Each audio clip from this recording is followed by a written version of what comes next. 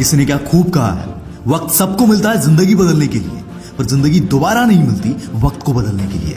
साला कसम खा के अपने दिल से एक बात पूछना, ऐसी कितनी चीजें हैं जो कई दिन से आप सोच रहे हो कि यार मैं करूंगा, पर घंटा अभी तक कुछ उखाड़ा भी नहीं है। साला शुरुआत का एक स्टेप तक नहीं लिया है।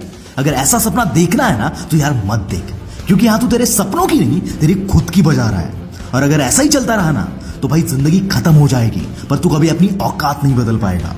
और याद रखना, दुनिया को तुमसे कोई लेना देना नहीं है। ये दुनिया कदर सिर्फ उनकी करती है, रिस्पेक्ट सिर्फ उनकी होती है जिनकी कोई औकात होती है। और बहुत कम लोग हैं जिनको ये औकात विरासत में मिलती है। पर हाँ, खुद को प्रूव करने के लिए मेहनत इनको भी करनी पड़ती है। और अगर तुम इन लोगों में से नहीं हो ना तो दोस्त तेरी औकात तुझे खुद बनानी है। सबको सब कुछ विरासत में नहीं मिलता, पर कुछ पागल खुद का नसीब खुद के दम पर बनाते हैं। भले ही विरासत में हर किसी को नाम, पैसा या फेम नहीं मिलता, पर एक चीज है जो हर किसी को मिलती है। अगर बंदे में दम है तो इस एक चीज के दम पर अपनी औकात और नसीब दोनों बदल सकता है, और वो है वक्त। बेवकूफ है वो लोग जो बोलते हैं टाइम इज मनी, और उनसे भी बेवकूफ है वो लोग जिनको अपने टाइम से ज्यादा अपने पैसों की कदर होती है। ऐसा क्यों बोल रहा हूं पता है? क्योंकि इसी विरासत में मिले टाइम का यूज करके कईयों ने अरबों खरबों कमाए हैं। पर साला आज तक मैं ऐसे एक आदमी को नहीं जानता जिसकी ये औकात हो जो अपने अरबों खरबों रुपए देकर अपनी जिंदगी का बीता हुआ एक पल खरीद सके। साला तकलीफ तो इस बात की होती है कि हर कोई इस बात को जानता है, पर सिर्फ कुछ ही इसकी गहराई को समझ पाते हैं। बीच में एक रिसर्च पढ़ी मैंने, उसमें लिखा था कि 95% लोग ये तक ट्रैक नहीं कर पाते कि उनका वक्त जा कहां रहा है।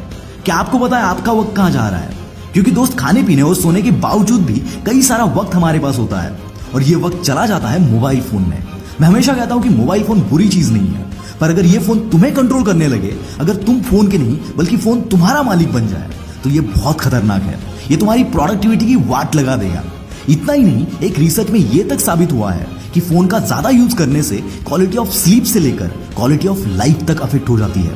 याद रखना, फोन का एडिक्शन किसी ड्रग या अल्कोहल के एडिक्शन से कम नहीं है। और दोस्त, एडिक्शन हो तो ऐसी चीज का जो तुझे तेरी मुकाम तक पहुंचाए, ना कि उस चीज का जो तेरे रास्ते में रुकावट बन के खड़ा हो जाए। आज और अभी अपने आप को एक टारगेट दे दो कि साला 1 साल के अंदर मुझे यहां तक पहुंचना ही है, और दुनिया इधर की उधर हो जाए मैं उसे हासिल करके रहूंगा। अपने इस युद्ध के अर्जुन बन जाओ जिसका फोकस सिर्फ और सिर्फ अपने टारगेट पर हो। और भाई, जिंदगी में ना कुछ बेसिक चीजों को समझना बहुत जरूरी है। जैसे पूरा खाना हम एक निवाले में नहीं खा सकते, वैसे ही तुम्हारा टारगेट एक झटके में तुम हासिल नहीं कर लोगे।